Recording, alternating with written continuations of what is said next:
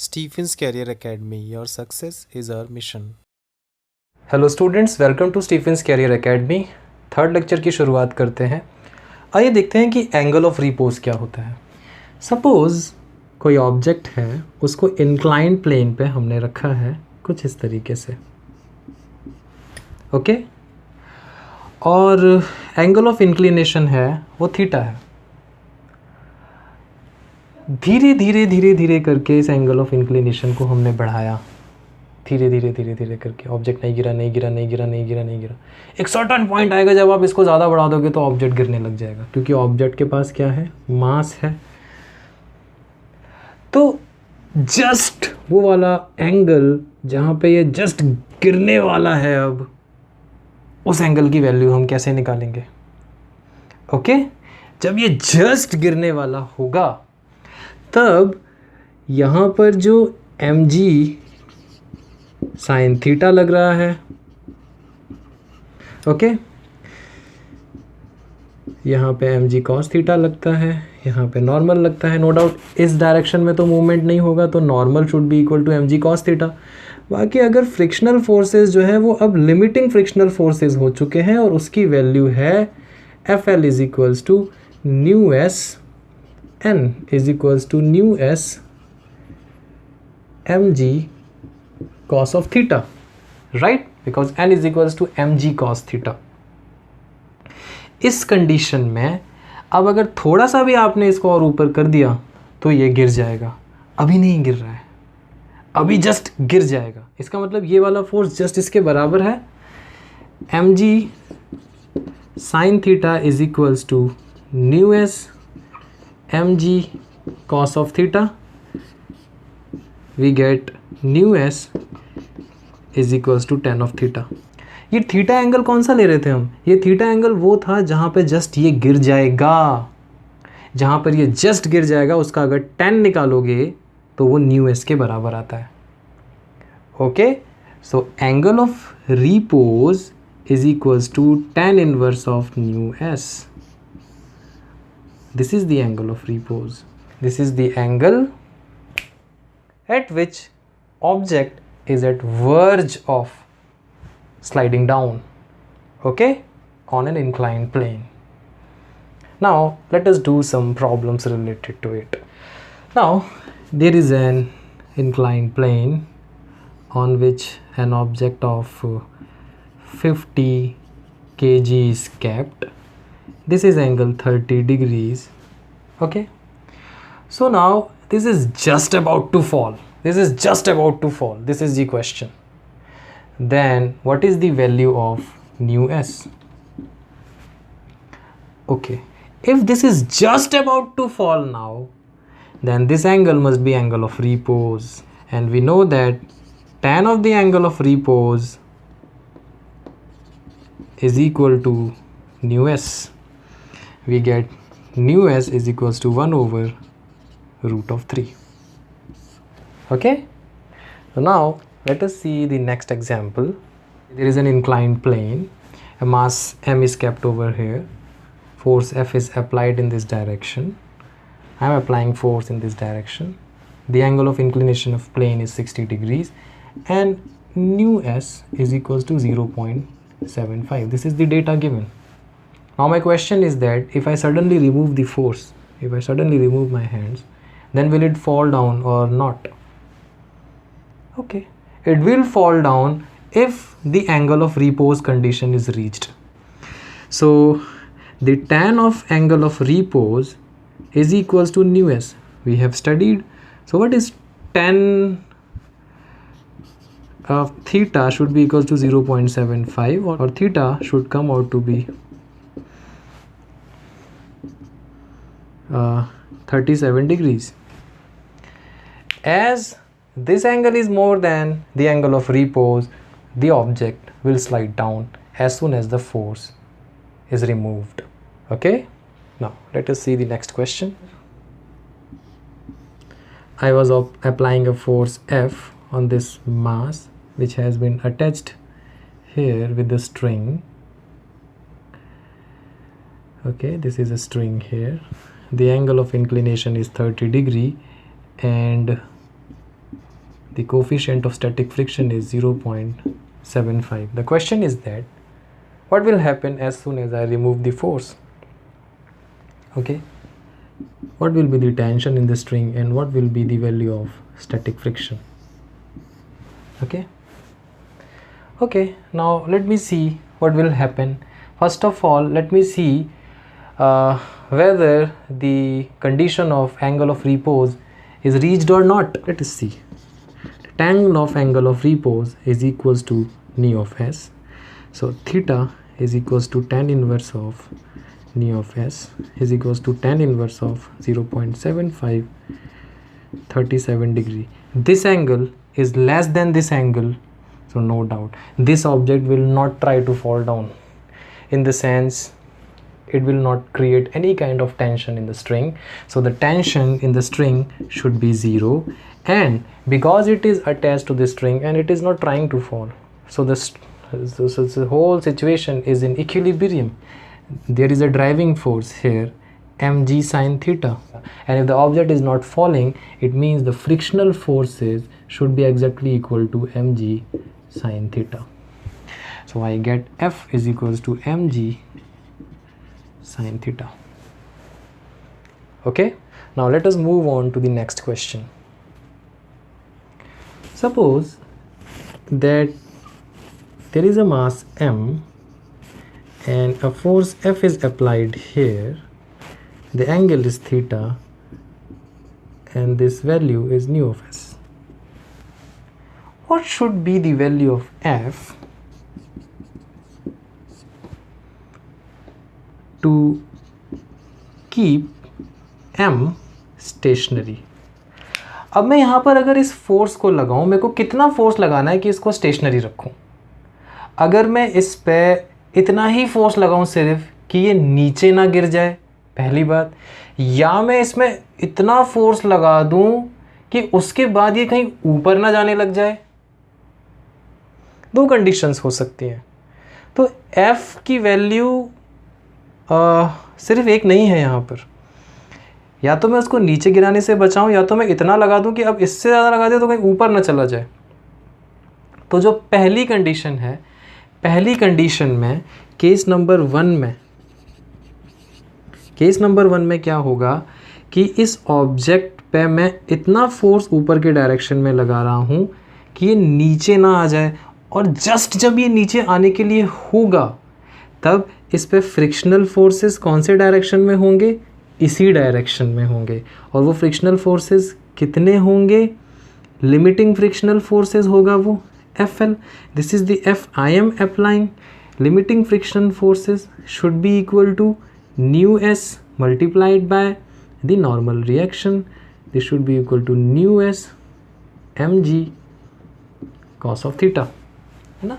Because normal reaction is equals to mg cos of theta. Apart from this, this object is always under this force, and this force is mg sine of theta in this direction. Okay, so looking at this, what I have done here, I see that to keep the object at equilibrium, the net force should be 0. In the sense, F plus FL should be equal to mg sine theta, or F plus this nu s mg cos of theta should be equal to mg sine of theta, and I get F is equals to mg sine theta minus nu s mg cos of theta. This is the value of the force so that it does not fall down. But in the second case, I have applied sufficient force that now object will move upward if the force is increased beyond that point. In that case, I am applying force on the object in this direction. The object is always under this force, And now if the force has to that value so that it may move now upwards, there must be a frictional force in this direction, and we know that this is all again nu s mg cos of theta. So in this case these two forces should be equal to F. mg sine of theta plus nu s mg cos of theta should be equal to F. So in the first case I was getting mg sine theta minus nu s mg cos theta. This time I am getting a plus. So this is a lesser force as compared to this one. So the range of F should be for which the system will remain at equilibrium. Okay, now let us move on to the next question. Now suppose there is an object. Okay, the mass of the object is 10 kg. Okay, the coefficient of static friction is equals to 0.2 and this angle is 37 degrees. So now how much force should be applied so that the system remain in equilibrium? What is the value of this force? We have already studied this in the previous topic that ये वाला जो force है वो इससे ज़्यादा होना चाहिए और इससे कम होना चाहिए. तो आप just values यहाँ पर put कर लीजिए. M is 10.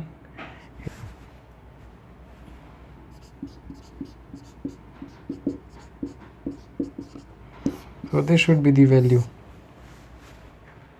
That the force should be greater than 44 Newton and should be smaller than 76 Newton to keep the system in equilibrium. Okay, so now let's move on to the next question. Now the question is, suppose that there is a mass kept over here. This is attached to a pulley and then there is a smaller mass. What should be the value of the smaller mass? The range of the masses so that the whole system is in equilibrium. Now this question is similar to the previous question. First of all, let us try to find out what is the tension here. As the system is in equilibrium, this tension has to be exactly equal to this mg. Okay, so I will get tension is equals to mg. So this is the tension with which the object is being pulled in this direction. This object is always under this force. Okay, अब इस छोटे मास की value कितनी होनी चाहिए? ये जो छोटा वाला मास है, अगर जो भी इसकी वैल्यू उससे थोड़ी सी भी कम कर दी तो ये कहीं यहाँ ना गिर जाए, और जो भी इसकी वैल्यू उससे थोड़ी सी भी ज़्यादा कर दी तो कहीं ये ऊपर ना खिसक जाए. तो पहले हम लोग केस देखते हैं, केस नंबर 1, कि M should not slide. M का FBD बनाते हैं. ठीक है, तो ये जो M है ये कितने फोर्सेस पे हैं? सबसे पहले तो capital M G sine theta यहाँ, फिर यहाँ पे लिमिटिंग फ्रिक्शन फोर्स आ जाएगा, जस्ट गिरने वाला है इस डायरेक्शन में, तो लिमिटिंग फ्रिक्शनल फोर्स की वैल्यू आएगी mu s M G cos of theta. इस डायरेक्शन में टेंशन भी है क्योंकि सिस्टम इक्विलिब्रियम पर है, तो T plus mu s M G cos of theta should be equal to, this is capital M, this is also capital M here, mg sine of theta.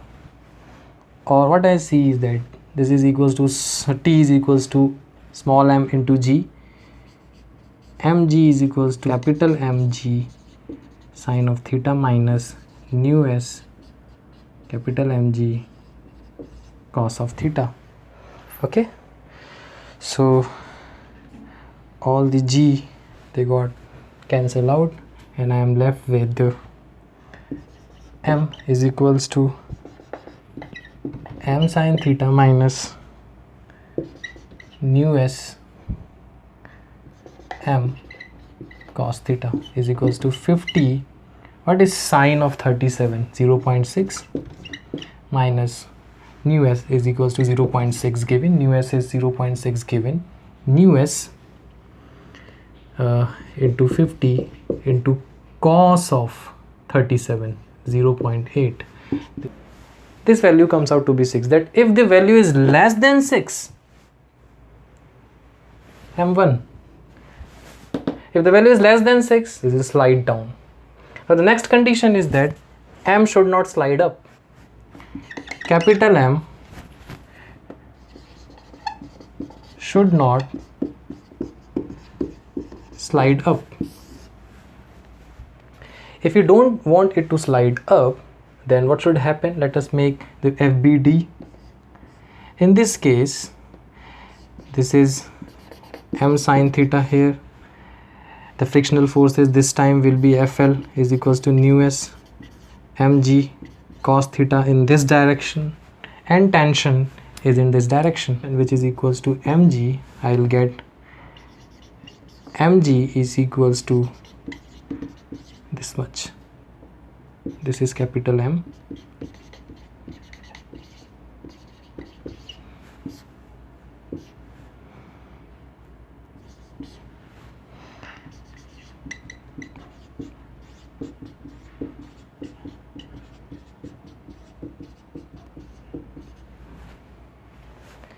M2, which I am trying to find, should be less than 54, in the sense if this M is more than 54 kg, this will slide up. So the range of values of M which I am getting for the system to be at equilibrium is this. Okay, now let us move on to the next question. ये last question है. Suppose एक conveyor belt v velocity से इस direction में move कर रही थी और एक ऑब्जेक्ट m मास का ऊपर से नीचे इस पे गिर गया. न्यू के इन दोनों के बीच का कोफिशिएंट ऑफ काइनेटिक फ्रिक्शन है. जब ये ऊपर से नीचे गिरा तो थोड़ी देर के लिए ये कन्वेयर बेल्ट पर स्लाइड करेगा. उसके बाद फिर ये कन्वेयर बेल्ट की वेलोसिटी के साथ मूव करने लगेगा. हमें ये पता करना है कि ये कितनी दूर स्लाइड करेगा विद रिस्पेक्ट टू ग्राउंड और कौन सी डायरेक्शन में, और कितनी दूर स्लाइड करेगा with respect to conveyor belt और कौन सी डायरेक्शन में, और कितने टाइम के लिए. Initially the object was at rest as seen by me. The initial velocity of the box will be 0, and then ultimately it will attain the velocity of conveyor belt, and then it will keep moving with the velocity of conveyor belt. Okay, so it will attain a velocity component in the direction of the motion of the conveyor belt. Suppose this is the direction of the velocity of conveyor belt. The object has initially a 0 velocity, and it will also achieve a velocity v. It means it will be moving in the direction of the conveyor belt as seen by me. So how is it sliding in the same direction? Because there must be some forces. And what are those forces then? If it is accelerating in this direction, if it is increasing its velocity from 0 to v, it means it is accelerating. Then there must be some forces giving rise to such acceleration.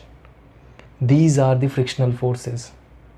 And it means the frictional forces must be acting in this direction. And the value is kmg is equals to frictional forces. Because the system is in motion, so I will use nu k. So from this I can easily find the acceleration. This is mass into acceleration. So acceleration from this equation comes out to be a is equals to nu k into g. This is the acceleration of the block in this direction. So now let us find इसने कितना distance slide किया इस direction में. we will get v square minus u square is equals to 2as.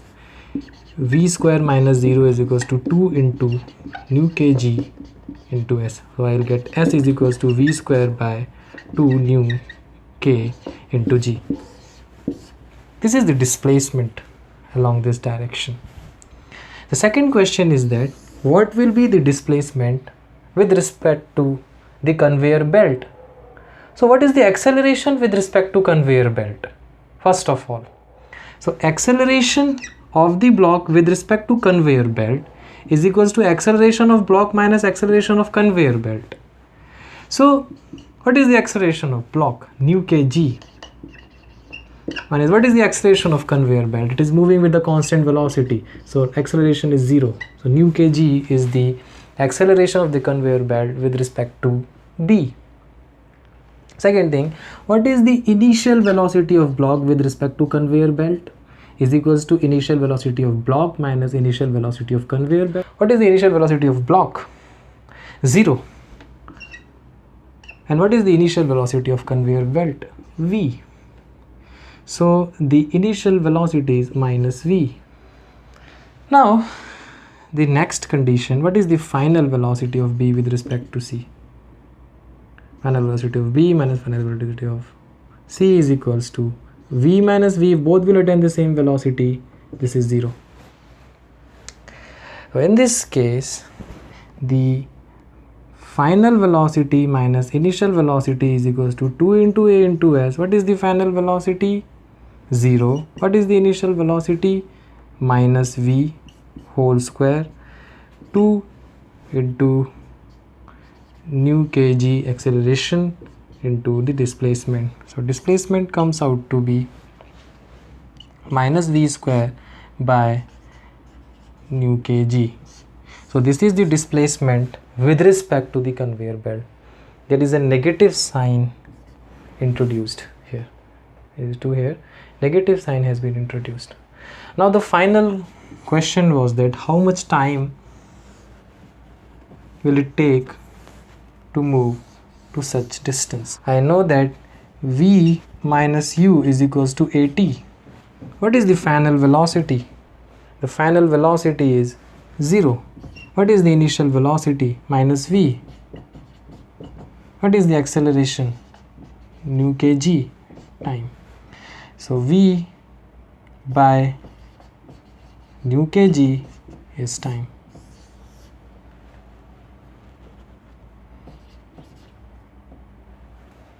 V divided by nu k into g is the time taken to move to this displacement. Thank you. Thanks for watching this lecture. Please subscribe if you want to remain updated about the future lectures. Thanks a lot.